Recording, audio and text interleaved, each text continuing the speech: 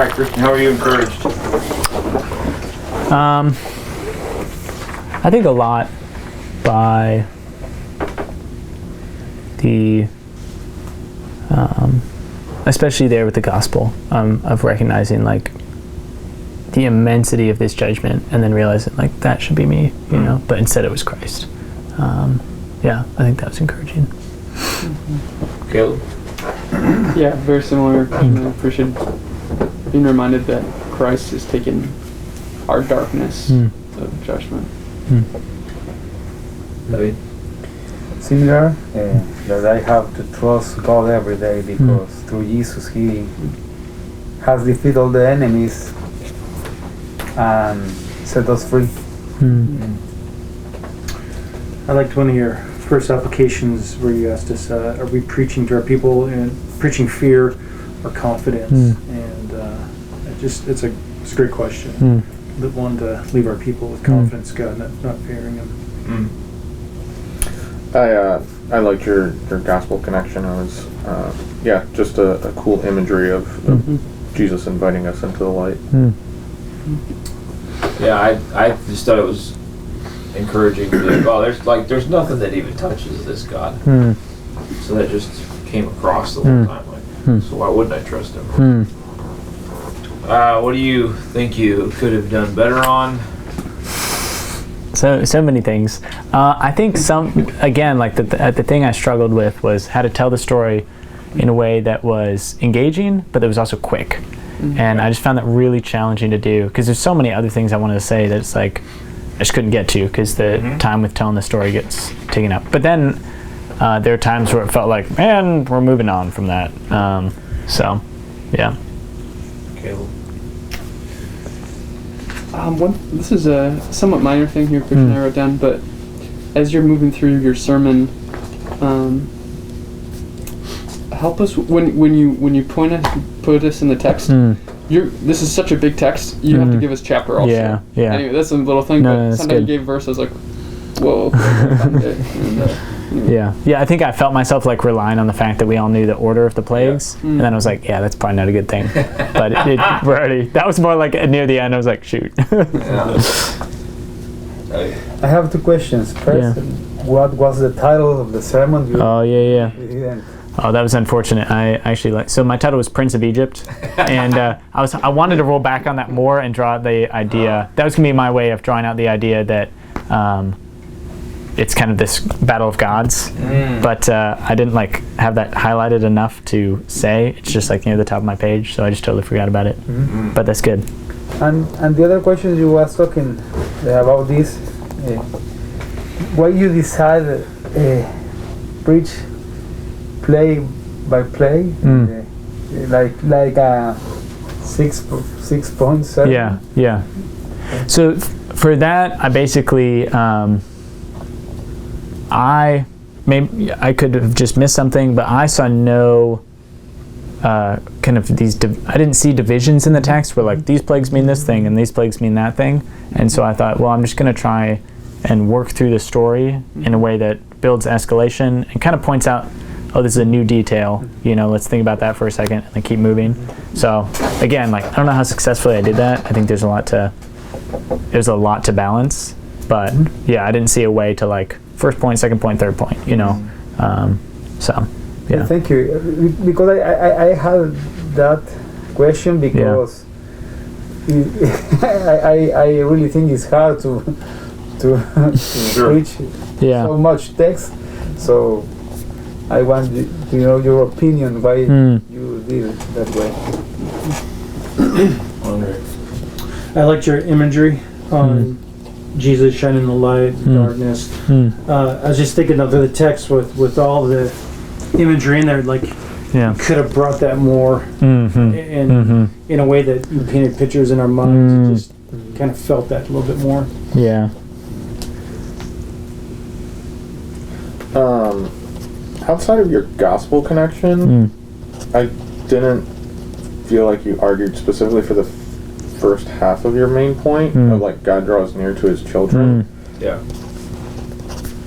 No, that's good.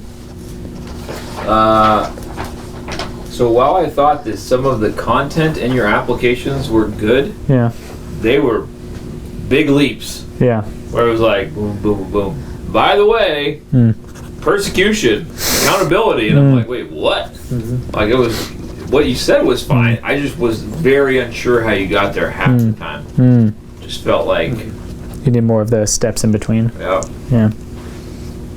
Which again, it's hard because you got a whole lot of stuff to cover. Yeah.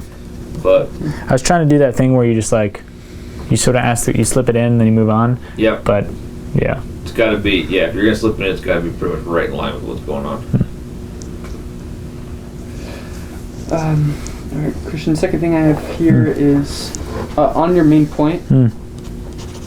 I like that at the start you made it very clear, repeated it, so we can hang on to it.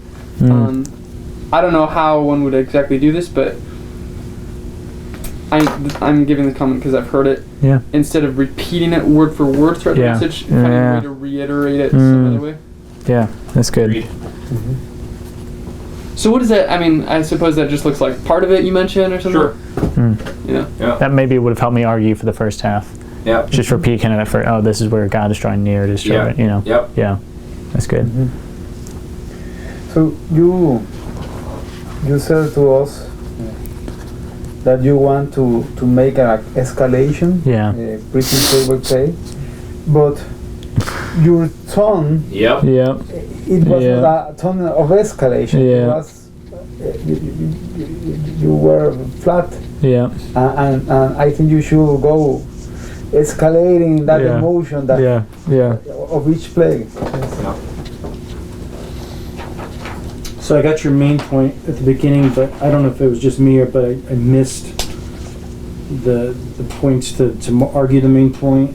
I had no points. Oh, you had no one. Okay. There were no sub points. It Yeah. was just that one main. It was just main point, and then the goal was main point, and then constantly be like weaving the main point in. Yeah. But I think that came out a little bit as like main point again, main point again. Right. So Okay. yeah. But there Okay. weren't That there makes weren't any sense. points. All right. A lot of time it felt like a running commentary, and at the first plague you're like, yeah, we don't really need to know cultural context, you just need to know like things got destroyed. Yeah. And then it came to livestock and we're talking like about Cultural context. and it was just like, oh, man, don't we just need to know that like these things are dying? Yeah. Right. Yeah. So there was it felt like there was just a lot of fat on this sermon. Yeah, so ask more questions that the text answers instead of, so you do a decent job generally asking questions in application of us, but you ask questions like, why did you move from plague about like boils to livestock? That seems strange. Yeah, it's Like, good. so you're asking questions that then you just pay off by just noting, like, whatever the Yeah. thing is in the text. Because, for example, like, you said some good stuff about how we're like Pharaoh at the end.